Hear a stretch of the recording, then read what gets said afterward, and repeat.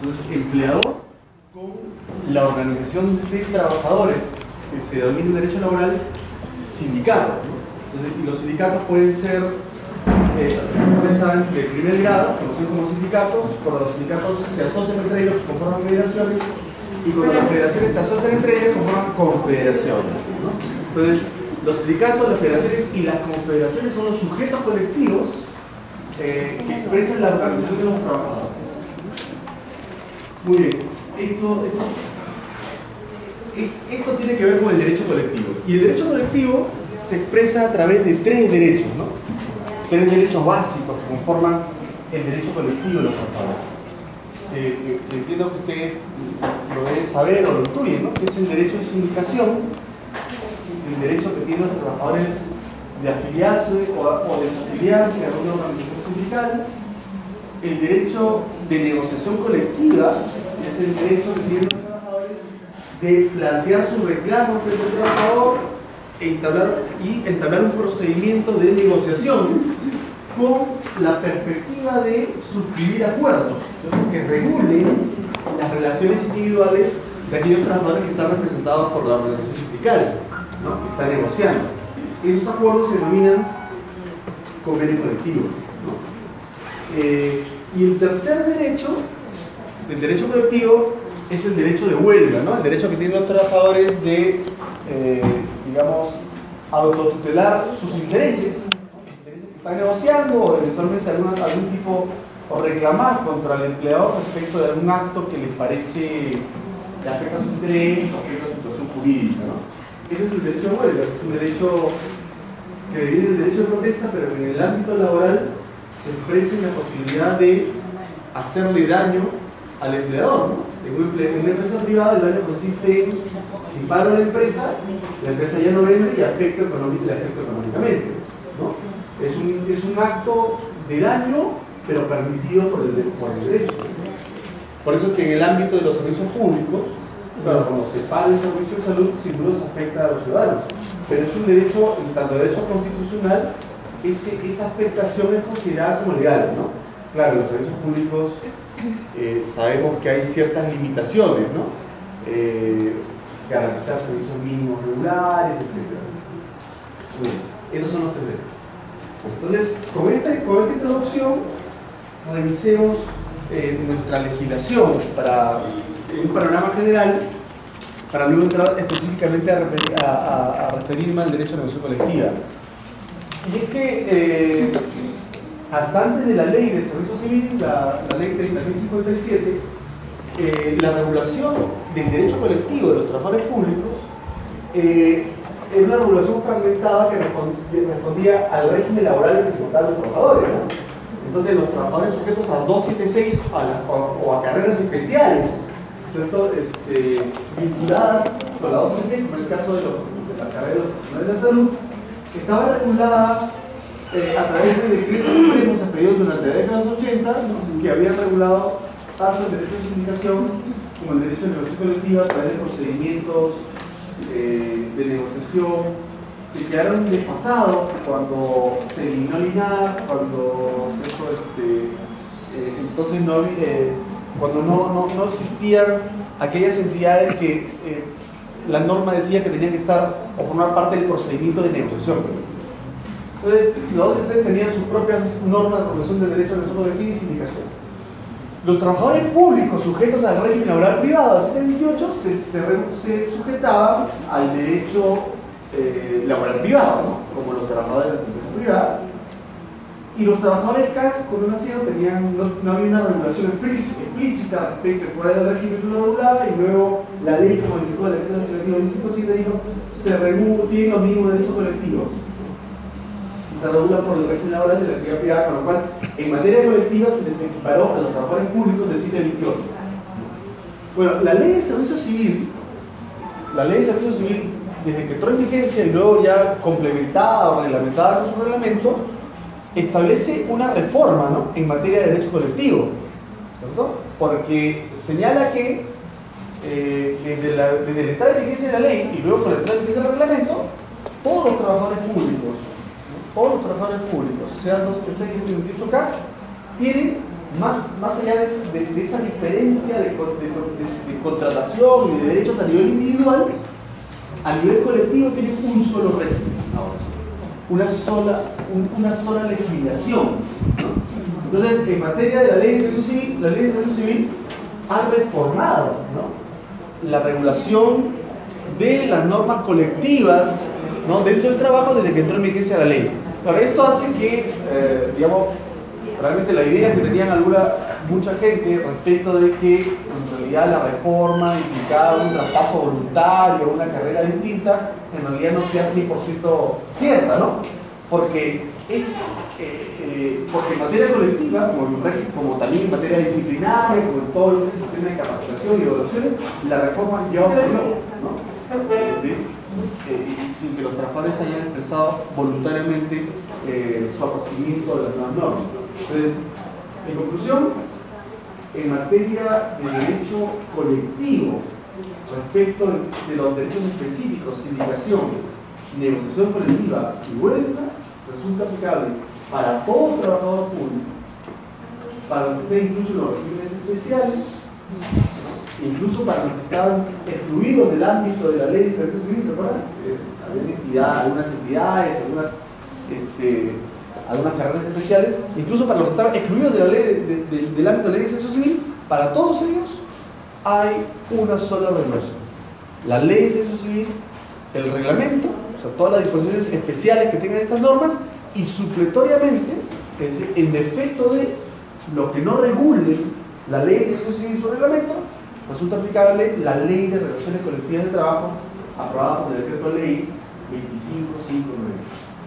Entonces, ley de servicio civil 30.057, el reglamento general de la ley de servicio civil, el decreto supremo 044-2014-PCM, y supletoriamente, o sea, en el efecto de la regulación de estas normas especiales, el decreto ley 25593, la ley de relaciones colectivas de trabajo, que regula las relaciones colectivas de trabajo de todos los trabajadores del sector privado. Entonces, los trabajadores del sector público y los trabajadores del sector privado hoy están regulados por una sola legislación en materia colectiva, sin perjuicio de las disposiciones especiales que tienen los trabajadores públicos en la ley de servicio civil y en su reglamento. ¿Alguna pregunta hasta acá? Sí. Si esto es así, que la ley de servir, usted lo está manifestando, ya va a ser como un patrón o la que va a regir tanto para todos los trabajadores, inclusive de regímenes especiales. Entonces, ¿por qué tendría que acudir? O sea, ¿por qué no es una colisión entre la ley de servir y el trabajador privado? ¿Por qué tendría que regular un régimen privado? ¿Por qué? Porque el contrato administrativo de servicio es un régimen privado del Estado. O sea, no lo entiendo bien. ¿No me entiende bien a mí o no entiende bien No, a la ley. Ah, bueno, qué bueno. Pero usted va a usar esta... Sí, si es público, ¿por qué tiene que entrar al privado? Antes de responder su pregunta, solo vamos a poner acá las normas para... Claro. Ya.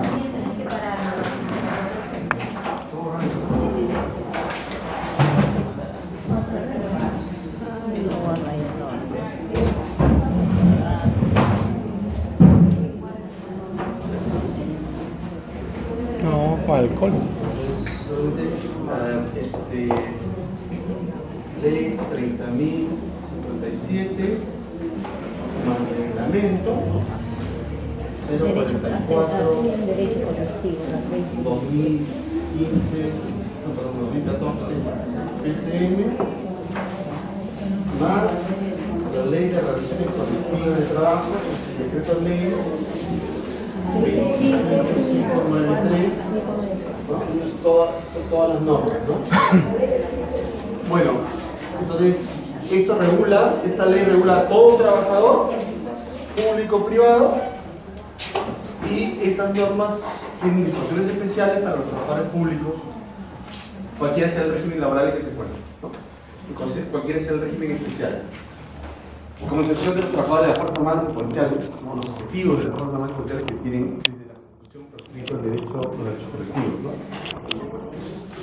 Así como los fiscales y los jueces. Ahora usted pregunta por qué, ¿no? Bueno, lo que sucede es que en materia de derecho colectivo yo creo que no hay, ser trabajador público o privado tiene que tener reconocido todos sus derechos colectivos, que son derechos fundamentales, derechos constitucionales. O sea, la Constitución dice que todo trabajador tiene derecho a la asignación, negociación colectiva y huelga, no distingue entre trabajador público y privado. Con lo cual, en realidad, no hay o no debería haber mayor materia de diferenciación, ¿no? O sea, un trabajador público debe poder sindicalizarse, debe poder negociar colectivamente y debe poder hacer huelga. Y entonces eso significa que como regla general debería haber una sola legislación. Entonces, claro, eso explica por qué ahora supletoriamente esto se va a aplicar. Se va a aplicar. Ahora, lo que habría que preguntarse es si las disposiciones especiales se justifican, que ha regulado la ley de servicios civil y su reglamento, se justifican para el trabajo público o no, ¿no? Y entonces ahora vamos a ir al tema de negociación colectiva, no vamos a desarrollar sindicación ni huelga. Y en materia de negociación colectiva, la negociación colectiva, como dije, es el derecho que tienen los trabajadores organizados, no el trabajador individual, ¿no? Pero eso es negociación colectiva, ¿no? Los trabajadores organizados a través típicamente de una organización sindical a plantearle al trabajador, al empleador su pliego de reclamos, ¿no? Así se denomina el documento. Un pliego de reclamos donde expresan los trabajadores sus intereses, ¿no? Que son regularmente intereses de contenido económico, ¿no? Esencialmente el trabajador busca una mejora económica. Luego también, claro, hay condiciones de trabajo y luego incluso hay, sobre todo o regularmente respecto a los trabajadores públicos, intereses que tienen que ver con la prestación del servicio, con cómo se organiza el servicio o la función pública, etc., ¿no? Pero principalmente tiene que ver con sus intereses económicos.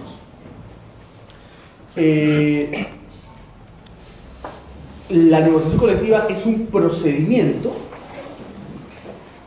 es una especie de canal, ¿no? Donde tiene que concurrir el empleador y el trabajador, pero es un procedimiento destinado a llegar a un acuerdo, ¿no? No es una mesa de simple diálogo, ¿no? No es una mesa para conversar y tomar una tacita de café, ¿no? Es un espacio de convergencia de negociación que tiene por finalidad cerrar el conflicto, ¿no? Cerrar las diferencias y cerrarlas a través de un producto. El producto se denomina, producto típico, se denomina convenio colectivo, ¿no? Convenio colectivo. Y excepcionalmente cuando no se llega a un acuerdo, sino que la diferencia se somete a la decisión de un tercero, ¿cómo se llama ese tercero? El arbitraje.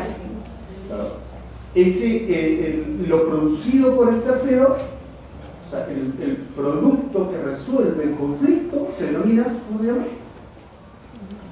Laudo, ¿no? Un laudo arbitral. Es un laudo arbitral. Claro, o sea, si nosotros no ponemos de acuerdo, vamos a ver, las reglas nos permiten acudir a un tercero. Lo que produce el tercero se denomina laudo, pero el laudo tiene exactamente el mismo valor que un convenio colectivo. ¿No? Sí, es imparcial, ¿no? El árbitro. Claro. Imagínate someter tu negociación colectiva al laudo del ministro de Economía. No te da nada. No queda nada.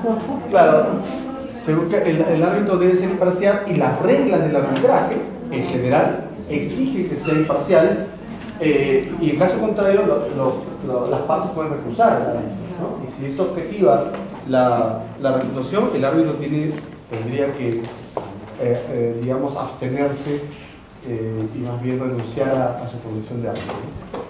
Bueno, entonces, la negociación colectiva es un procedimiento y es puede arribar a un producto, a un resultado, a cerrar el conflicto. Entonces, lo que tenemos acá es claro, es que tenemos un conflicto de intereses, Ese es el ego. Un conflicto de intereses es un ego. Sí. Bueno, no hay nada que no se pueda borrar con algo. Le pasa a un pulidor. Bueno, ya. Y son sujetos colectivos los que negocian, ¿no? Y el sujeto colectivo, por el lado de los trabajadores, es un sindicato. Bien. Entonces veamos primero la posición del sujeto, ¿no? Y los problemas que pueden haber, las dudas que pueden haber, sobre todo en el caso de las normas especiales, que se han sido reguladas en el reglamento y en la ley. Decimos, en la negociación colectiva tiene que participar un sujeto colectivo, una organización sindical. Tiene que ser, solo puede ser una organización sindical de primer grado, o sea, lo que llamamos típicamente un sindicato, o puede negociar una federación, o puede negociar eventualmente una confederación. Primera pregunta. Cualquiera de los tres, ¿cierto? Cualquiera de los tres tiene lo que se llama capacidad de negociación. Pero, claro, allí la ley de relaciones colectivas de trabajo dice, todos tienen capacidad de negociar, pero eventualmente algunos pueden excluir a otros. Y eso se llama legitimidad de negociación. En el caso concreto, la ley dice, todo sindicato representa a sus afiliados y puede negociar con sus afiliados. Pero, si dentro del ámbito del que se va a negociar hay un sindicato mayoritario, o sea que afilia a más del 50% de los trabajadores del ámbito, si es entidad pública, si estamos negociando a nivel de categoría, digamos, de las enfermeras de todo el país, por ejemplo, ¿no? Si hay un sindicato que afilia a más del 50%, ese sindicato monopoliza la negociación y excluye al resto de sindicatos minoritarios, ¿no? Claro, los sindicatos varios sindicatos minoritarios pueden coaligarse, ¿cierto? Unirse para una negociación y sumar el 50%. Esa coalición se presenta y dice, nosotros coaligándonos, llegamos al 50%, todos los sindicatos minoritarios ya no pueden negociar en esa negociación. Entonces, la regla general es todo sindicato representa o puede tener legitimidad negocial respecto de sus afiliados, salvo que se presente un sindicato o una coalición de sindicatos, ¿cierto?, que directamente o a través de una delegación a una federación, por ejemplo, dicen somos mayoritarios y negociamos por todos, incluyendo los que no están afiliados, ¿no? La diferencia en el resultado, en el producto, es dramáticamente distinta, porque la negociación de un sindicato minoritario produce un convenio colectivo de alcance solo para los afiliados al sindicato minoritario, mientras que el producto de un sindicato mayoritario o de una unión de sindicatos de esa mayoría, ese producto del convenio colectivo es de lo que se llama eficacia general, es decir, se va a aplicar a todos los trabajadores del ámbito de negociación, incluyendo a cada uno de los que están afiliados. ¿Okay? Eso es importante, ¿no? Entonces, saber quién es el sujeto, quiénes tienen afiliación, etc. Son vientos del MEF, es el MEF.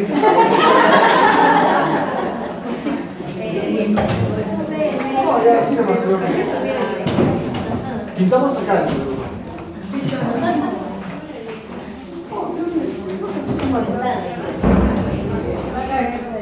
La realidad,